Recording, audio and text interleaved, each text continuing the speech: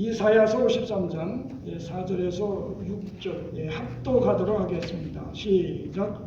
그는 실로 우리의 진보를 지고 우리의 슬픔을 당하였거늘 우리는 생각하기를 그는 징벌을 받아 하나님께 맞으며 고난을 당한다 하였노라. 그가 찔림은 우리의 허물 때문이요 그가 상함은 우리의 죄악 때문이라. 그가 징계를 받음으로 우리는 평안을 누리고 그가 채찍에 맞음으로 우리는 나음을 얻었도다. 우리는 다 양 같아서 그릇 행하여 각기 제 길로 갔거늘 여호와께서는 우리 모두의 죄악을 그에게 담당시키셨도다. 아멘. 마태복음 21장에 보면 예수님의 공생의 마지막 주간에 닭이 새끼를 타시고 예루살렘으로 입성하십니다. 그때 많은 사람들은 이제 자기 옷을 펴서 이제 길에 깔면서 또 어떤 사람들은 종려나무 가지를 꺾어 흔들면서 예수님을 향해 호산나 다윗의 자손이요 주의 이름으로 오시는 이의 가장 높은 곳에서 이제 호산나, 그러니까 호산나 호산나 외치면서 아우성이었습니다. 왜냐하면 어떻게 보면 예수님이 닭이 새끼를 타고 예루살렘에 올라가시는 그 모습이 초라했고 비록 우스꽝스럽게 보였을지 모르지만은 그러나 그 의미는 바로 하나님의 아들 예수 그리스도께서 메시아로서 이제 성전에 들어가는 메시아로서 왕의 즉위식처럼 메시아의 즉위식을 상징했기 때문입니다. 그런데 이제 머지않아서 며칠 안 돼서 호산나 다윗의 자손이여 외쳤던 사람들이 이제 빌라도의 법정에 서신 예수님을 보고 호산나 소리가 무엇으로 바뀌었습니까? 예수님을 십자가에 못 박아야 된다고 외쳐지기 시작했습니다. 그러므로 말미암아 예수님께서는 이제 채찍 형벌이 가해졌고 그리고 십자가의 처형에 처해져서 십자가에 못 박힌 지 6시간 만에 운명하셨던 겁니다. 따라서 이 종려주일이라고 하는 것은 종려나무 가지를 꺾어 흔들면서 호산나 호산나 외쳐댔던 그 사건에서 비롯된 것으로 이제 우리에게는 고난주일로 알려졌습니다. 그렇다면 예수님께서 왜 이런 고난을 당하셨는가? 우리가 창세기에 보면 아담과 하와가 선악과를 따먹고 범죄했을 때 하나님께서 첫 복음을 선포하셨습니다. 창세기 3장 15절에 보면 내가 너로 여자와 원수가 되게 하고 내 후손도 여자의 후손과 원수가 되게 하리니 여자의 후손은 네 머리를 상하게 할 것이요 너는 그의 발꿈치를 상하게 할 것이라고 기록되어 있습니다. 여기에 여자의 후손은 처녀가 잉태하여 아들을 낳은 그렇게 태어난 바로 예수 그리스도를 가리킵니다. 그리고 너로 지칭된 여기에서 너는 아담과 하와로 하여금 선악과를 따먹도록 유혹했던 뱀, 즉 사탄을 이제 가리키고 있습니다. 따라서 내가 여자의 후손의 그 발꿈치를 상하게 할 것이라고 하는 그 말씀 속에는 바로 오랜 후에 메시아가 이 땅에 오셔서 십자가에서 고난 당하실 것을 거기에 예고했던 것입니다. 오늘 본 말씀은 BC 739년부터 BC 680년경까지 약 60년 동안 선지자로 사역했던 이사야 선지자가 이제 첫 복음 속에 내포되었던 메시아 그리스도의 고난에 대해서 좀 더 구체적으로 설명한 것이 오늘 본 말씀의 내용입니다. 따라서 이 시간 메시아의 고난이라고 하는 제목을 가지고 하나님의 아들 예수 그리스도께서 왜 그런 고난을 당하셨는지 우리가 함께 살펴보면서 은혜를 나누도록 하겠습니다. 첫째는 바로 고난 당하신 이유를 우리가 함께 살펴보도록 하겠습니다. 오늘 본 말씀 4절에 보면 그는 실로 우리의 질고를 지고 우리의 슬픔을 당하였거늘 우리는 생각하기를 그는 징벌을 받아 하나님께 맞으며 고난을 당한다 하였노라고 기록되어 있습니다. 이는 예수 그리스도께서 고난당하신 이유를 말해주고 있는 것입니다. 여기서 질고라고 하는 히브리어 홀리는 문자적으로 육체적인 모든 질병을 뜻하지만은 본문의 문맥상으로 살펴보자면 바로 인간의 모든 죄와 허물을 가리키고 있습니다. 그리고 슬픔이라고 하는 마크오브는 바로 인간의 육체적인 그리고 정신적인 고통을 그리고 아픔을 나타내고 있습니다. 따라서 예수 그리스도께서 당하신 고난은 다른 사람들이 저가 죄가 있어서 즉 예수 그리스도께서 죄가 있어서 그 죄 때문에 하나님께 맞고 심판을 받아서 그런 고난을 당했다 생각하는 것처럼 예수님이 자기 죄 때문에 고난을 당한 것이 아니라 여기 보면 우리의 슬픔, 우리의 죄 질고 다시 말씀드리면 저나 여러분의 모든 죄 때문에 저나 여러분의 허물 때문에 바로 예수 그리스도께서 그런 고난을 당하셨음을 여기 말씀해 주고 있는 것입니다. 창세기 3장에 보면 조금 전에도 말씀을 드렸습니다마는 아담과 하와가 뱀 사탄의 유혹을 받아서 선악과를 따먹었을 때 그들이 어떤 변화를 경험했습니까? 눈이 밝아져 그들 스스로가 벌거벗었음을 깨닫고 보게 되었던 겁니다.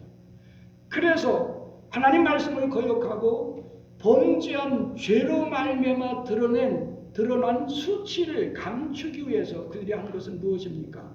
무화과 나무 잎을 엮어서 치마로 둘렀던 것입니다.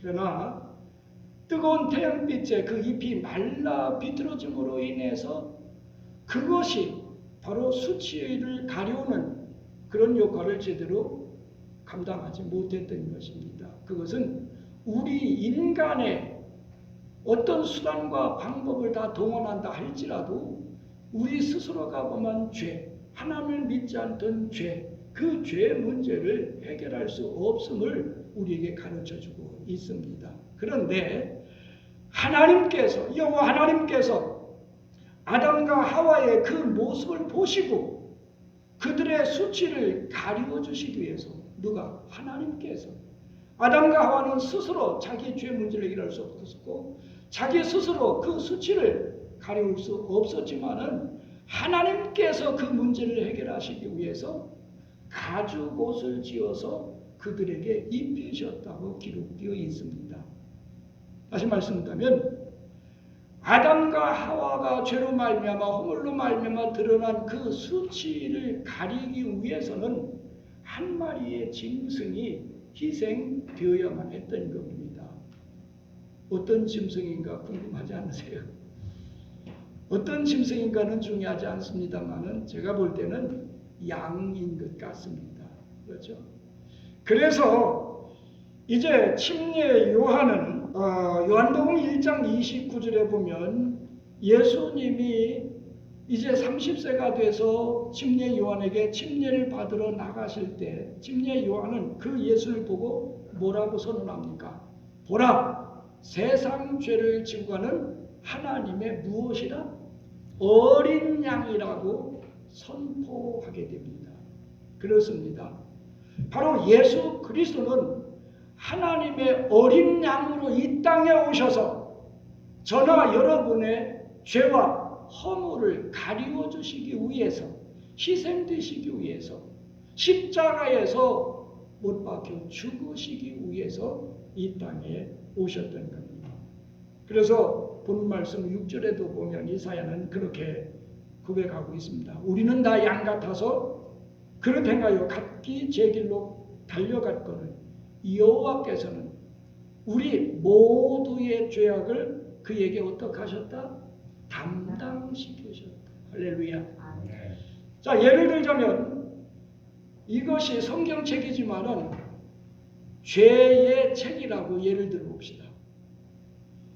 내가 죄를 지을 때마다 하나님께서 여기에 그 죄의 내용을 기록해 놓으셨다면 아마 저의 죄는 이 성경책보다도 훨씬 더 두꺼울 겁니다. 나는 이 죄 때문에 무거워서 기쁨을 잊어버리고 이 죄 때문에 죽고 심판받고 지옥 멸망에 갈 수밖에 없는 것은 이 죄 때문입니다. 그런데 메시아 예수 그리스도는 하나님으로서 말씀이 육신에 이 땅에 오신 천의 몸에서 태어나셨기 때문에, 그리고 30년 동안 말씀을 거역하거나 불순종한 적이 없기 때문에 이분은 죄가 없으셔요. 그런데 하나님께서는 내 죄를 예수님께 뒤집어 씌우고 예수님께서는 자신의 죄가 아닌 내 죄 때문에 십자가에 못 박혀 죽으셨다고 하는 겁니다. 그것이 하나님이 예수 그리스도께 바로 저나 여러분의 죄를 담당시키셨다고 하는 그런 의미입니다. 그분이 내 죄를 담당하시고 십자가에 못 박혀 죽으심으로 피를 흘리심으로 속량하셨기 때문에 나는 죄가 없게 된 겁니다. 하나님의 법정에서. 그래서 의인이 된 것이죠. 그래서 이 시간도 하나님의 자녀로서 이 자리에 앉아 있는 것입니다.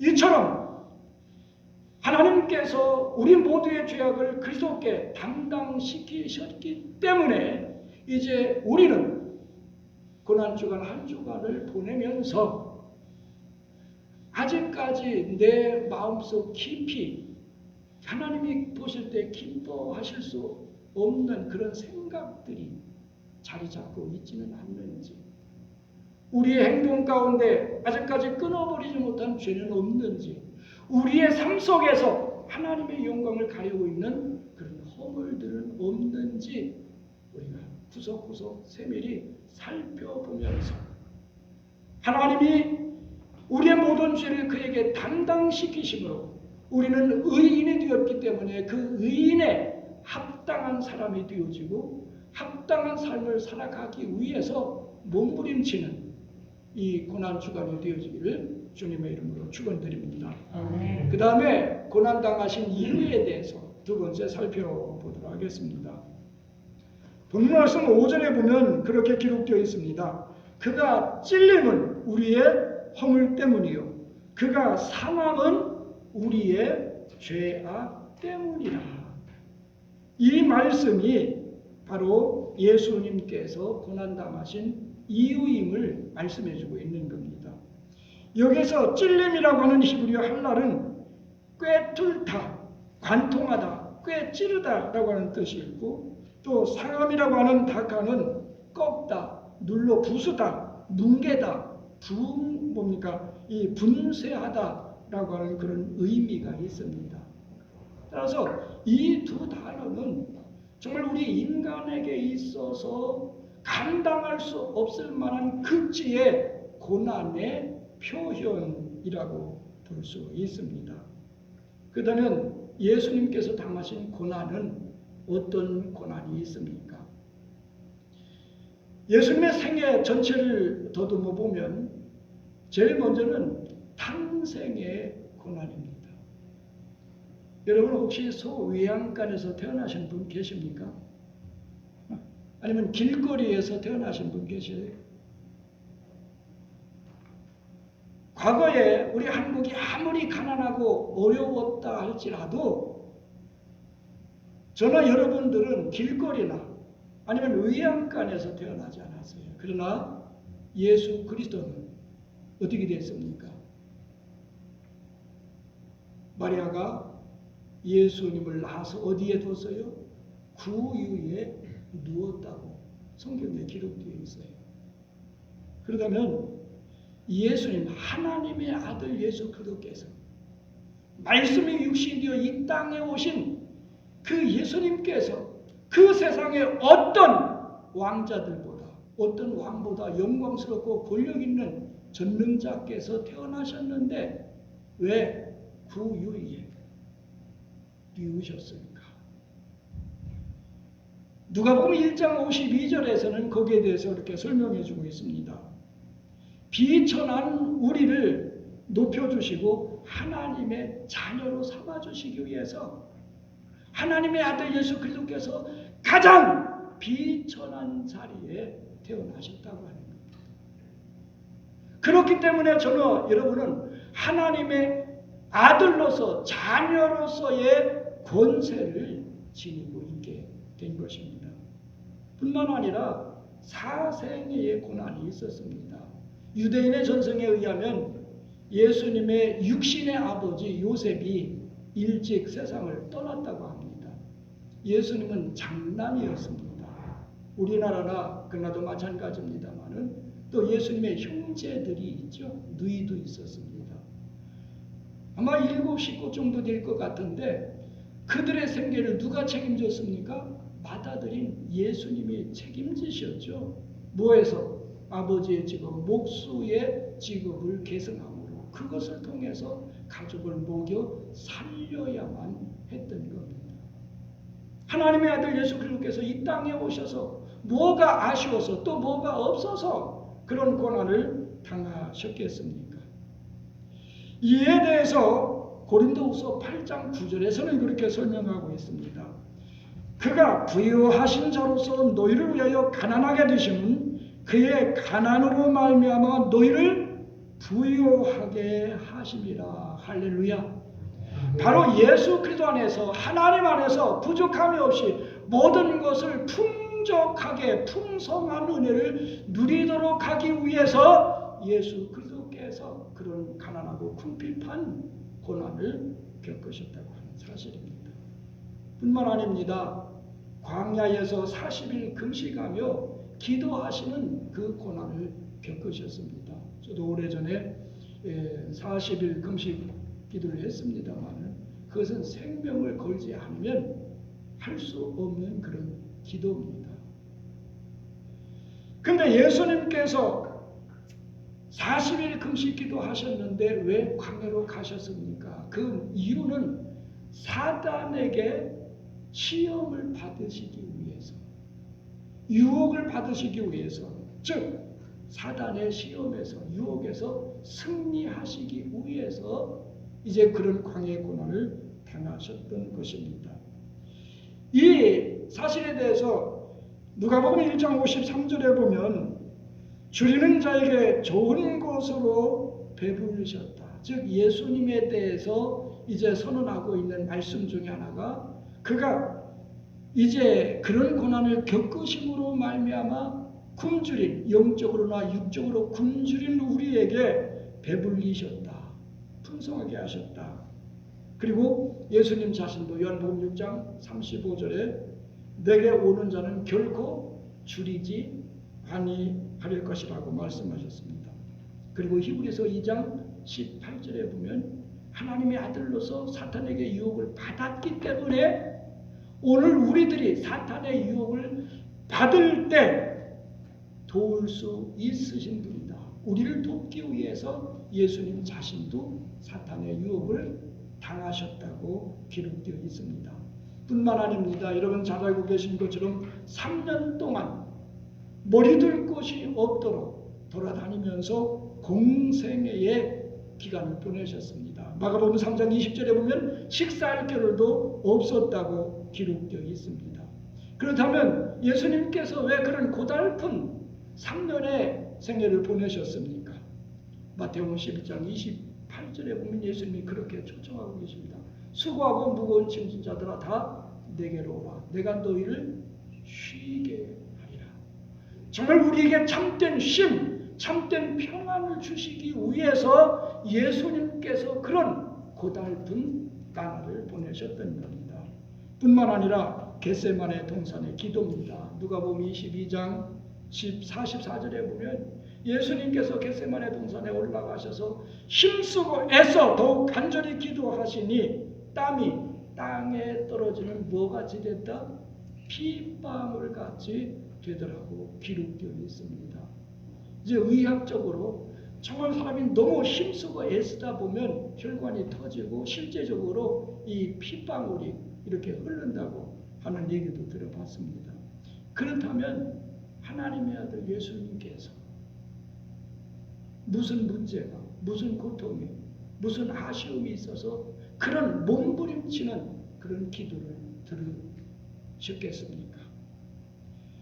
우리가 히브리서 5장 8절에서 9절에 보면 거기에 대해서 그렇게 기록되어 있습니다. 그가 아들이시더라도 받으신 고난으로 순종함을 배워서 온전하게 되셨은즉 자기에게 순종하는 모든 자에게 영원한 구원의 근원이 되셨다고 기록되어 있습니다. 그리고 로마서 5장 19절에는 한 사람이 순종하지 아니하므로 이제 많은 사람이 죄인 된 것 같이 한 사람의 순종으로 많은 사람이 의인이 되었다. 다시 말씀하면 저나 여러분들을 구원하시고 그 구원의 근원과 능력이 되시고 또 구원받는 우리로 하여금 온전한 순종자로 만드시기 위해서 예수님이 그렇게 고난을 당하셨다고 하는 것입니다. 마지막으로 십자가의 고난입니다. 성경의 기록을 살펴보면 가룟 유다의 배신으로 말미암아 예수님은 칼과 몽치를 가진 사람들에 의해서 체포당했습니다.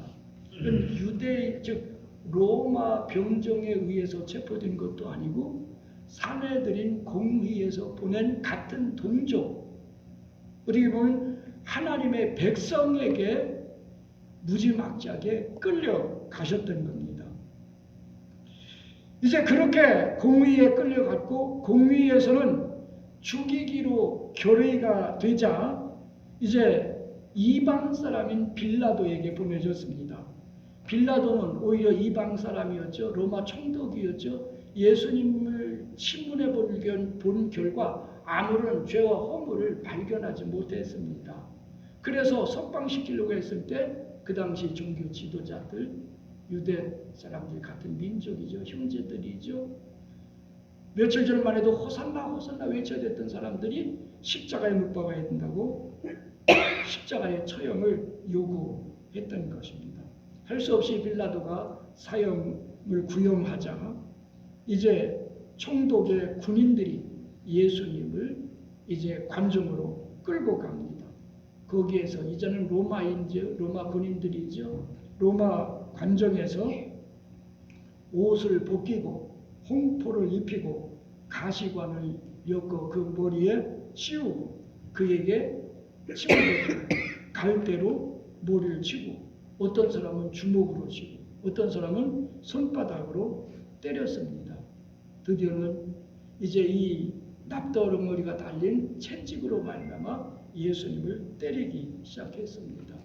그리고 예수님을 골고다 언덕까지 그 무거운 십자가를 지고 끌고 가서 십자가에 못 박혔습니다. 못 박았습니다. 그때의 시간이 3시였습니다. 운명하신 시간이 제 9시였습니다. 6시간 동안 십자가에 달려 계셨던 겁니다. 왜 그런 고난을 겪으셔야만 했습니까? 골로새서 1장 20절에 보면 이에 대해서 그의 십자가의 피로 화평을 이루사 만물 곧 땅에 있는 것들이나 하늘에 있는 것들이 그로 말미암아 자기와 화목하게 되기를 기뻐하심이라. 디도서 2장 14절에는 그가 우리를 대신하여 자신을 주심은 모든 불법에서 우리를 속량하시고 우리를 깨끗하게 하사 선한 일을 열심히 하는 자기의 백성이 되게 하려 하심이라고 그랬어요. 이유는 두 가지입니다. 첫째는 원수되었던 하나님과 우리의 관계를 회복시키시기 위해서, 그리고 하나님과의 관계가 회복된 하나님의 백성들이 이제부터는 선한 일에 열심내는 하나님의 백성이 되도록 하기 위해서 그런 끔찍한 고난을 겪으셨습니다. 성경은 분명히 말씀해주고 있습니다. 그렇다면 이제 오늘 우리는 고난 주간을 보내면서 바로 하나님의 기쁘신 뜻과 영광을 위해서 선한 일에 열심을 내는 그 열심을 우리는 회복해야 되고 그 열심을 우리는 이제 얻어야 될 줄 믿습니다. 그렇다면 예수님께서 이런 끔찍한 고난을 겪으신 결과는 무엇인가? 오늘 본 말씀 5절 하반절에 보면 그가 징계를 받음으로 우리가 평화를 누리고 그가 채찍에 맞음으로 우리가 나음을 입었다고 선언하고 있습니다. 여기서 평화라는 히브리어 샬롬은 어떤 전쟁이나 갈등이 없는 상태를 의미합니다. 그리고 나음이라고 하는 나타는 고치다, 치료하다라고 하는 뜻입니다. 따라서 이것이 예수님이 당하신 고난의 결과로서 이제 이 평화는 하나님과의 관계 회복을 의미합니다. 그리고 나음이라고 하는 것은 죄로 말미암아 우리가 겪게 된 모든 것, 지난번에도 좀 말씀을 드렸습니다. 모든 사람이 죄를 범했으며 하나님의 영광에 이르지 못하고 죄의 싹은 사망이요 죄 때문에 죽죠. 죽은 다음에 심판을 받죠. 심판받아서 어디까지 지옥 불과 용에 타는 못에 던져질 수밖에 없는 이것이 죄의 결과인데 이 문제를 치료해 주셨어요. 이 문제를 고쳐주셨어요. 여기에서 사망에서 생명으로 옮겨주셨어요. 그것이 바로 예수님의 고난당하신 결과인 것입니다. 우리가 로마서 4장 25절 그리고 5장 1절에 보면 그렇게 기록되어 있습니다. 예수는 우리가 범죄한 것 때문에 내줌이 되고 또한 우리를 의롭다 하시기 위하여 살아나셨느니라. 그러므로 우리가 믿음으로 말미암아 의롭다함을 받았은즉 우리 주 예수 그리스도로 말미암아 하나님과 평화, 화평을 누리자고 기록되어 있습니다. 우리가 좀 더 구체적으로 살펴보자면 예수님께서 얼마에 팔리셨죠? 은 30에 팔리셨습니다. 하나님의 아들 자신이 은 30에 팔리심으로 말미암아 오늘 저나 여러분을 사셨어요. 자신의 팔림으로 저나 여러분들을 사셨어요. 그래서 고린도전서 6장 9절에서 10절에 보면 너희는 너의 자신의 것이 아니라 값으로 산 것이 되었으니 예수님이 팔려서 십자가에서 피를 흘리심으로 그 피값으로 우리를 사셨어요. 그럼 우리는 우리의 것이 아니죠. 그런즉 너의 몸으로 하나님께 영광을 돌리도록 해라 기록되어 있습니다. 또 그가 빌라도의 법정에서 사형 판결을 받으심으로 말미암아 우리는 심판에 이르지 않게 됐습니다. 요한복음 5장 24절 내가 진실로 진실로 너희에게 이르노니 내 말을 듣고 또 나 보내심을 믿는 자는 영생을 얻었고 심판에 이르지 아니하나니 할렐루야. 사망에서 생명으로 옮겼느니라. 자신이 이방인의 법정에서 사형 판결을 받음으로 말미암아 우리가 받아야 될 사형 판결을 모면해 주셨다고 하는 사실입니다. 뿐만 아닙니다. 로마 병정들에게 옷벗김을 당하는 그 수치를 통해서 예수 그리스도께서는 우리에게 의의 옷을 입혀 주신 것입니다. 갈라디아서 3장 27절에 보면 누구든지 그리스도와 합하여 침례를 받은 자는 그리스도로 옷 입었느니라. 바로 예수님 자신이 벗김을 당하심으로 말미암아 예수님은 저나 여러분에게 그리스도의 옷인 의의 옷을 입혀 주신 것입니다.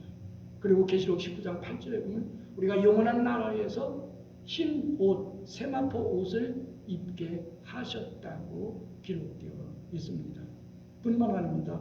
예수님께서 손발에 못을 박히심으로 말미암아 오늘 우리들로 하여금 하나님의 자녀로서 하나님을 섬기고 또 성도들을 사랑하고 이웃들을 섬길 수 있는 섬김의 사람으로 만들어 주셨다고 하는 것입니다. 뿐만 아니라 예수님 자신의 이마에 그 무지막지한 가시관을 쓰심으로 말미암아 우리의 이마에는 생명의 면류관, 의의 면류관, 자랑의 면류관, 영광의 면류관을 쓸 수 있도록 만들어 주셨다고 하는 사실입니다. 결론적으로 말씀을 드립니다. 하나님의 아들 예수 그리스도께서 고난을 당하신 이유는 저나 여러분의 죄와 사망과 심판과 지옥의 멸망에서 구속하시기 위함이었습니다. 그러므로 우리는 예수님께서 저나 여러분 때문에 당하신 그 고난에 대해서 우리는 찬양하고 감사하며 그리고 그것을 보답하는 삶을 살아야 됩니다. 오늘은 우리는 예수님이 체포당하실 때 예수님을 버리고 도망쳤던 예수님의 제자들의 모습, 그들의 전설을 우리는 밟아서는 아니 될 것입니다. 베드로전서 2장 21절에는 그리스도께서 너희를 위하여 고난을 받으사 너희에게 본을 끼쳐 그 자취를 따라오게 하려 하셨느니라, 그렇게 기록되어 있습니다. 예수님이 그런 고난을 당하신 이유 중에 하나는 비록 우리가 주님을 믿고 주님을 사랑해서 주님의 길을 따라갈 때 힘들고 고통스럽고 어려운 일이 있다 할지라도 그것으로 인해서 자포자기하지 말고 중단하지 말고 그래도 계속 따라오는 자 되라고 예수님이 고난의 복음을 보이셨다고 하는 겁니다. 여러분, 예수님께서 걸어가신 자욱자욱마다 땀과 눈물과 핏방울이 얼룩지지 않는 발자국이 없습니다. 오늘 우리도 주님이 걸어가신 길을 따라가기 위해서는 눈물과 땀과 핏방울을 아껴서는 아니 될 겁니다. 왜냐하면 아무든지 나를 따라오려거든 자기를 부인하고 날마다 제 십자가를 져야 한다고 말씀하셨기 때문입니다. 그렇다면 여러분들은 예수님을 바로 우리의 구세주인, 우리의 하나님이신, 나의 주인이신 예수님 말씀에 순종하다가 어려움을 당하신 적이 있으십니까? 예수님의 십자가로 피 흘려 사신 교회를 섬기며 교회를 부흥하기 위해서 교회가 세워지는 일에 있어서 충성하고 봉사하다가 고난을 당하신 일이 있으십니까?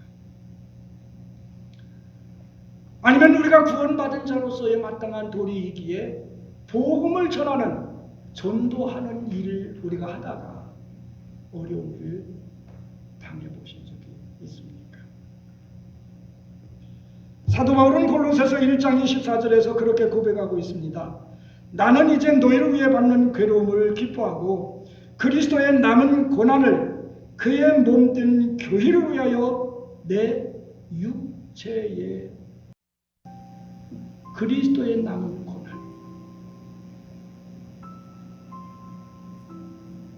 저나 여러분이 예수 믿고 구원받아 주님을 따라가며 주신 사명을 감당하며 주의 말씀을 순종하기 위해 당하는 모든 고난은 그리스도의 남은 고난입니다.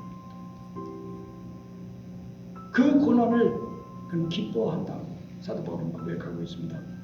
뿐만 아니라 갈라디아서 6장 17절에는 이제부터 나를 괴롭게 하지 말라. 내 몸에 예수의 흔적을 가졌다.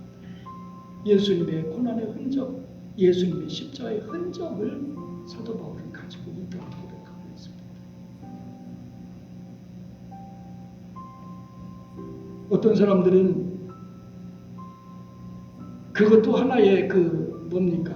아름다움이겠죠. 자기 몸에, 어떤 사람은 전신에 문신을 타투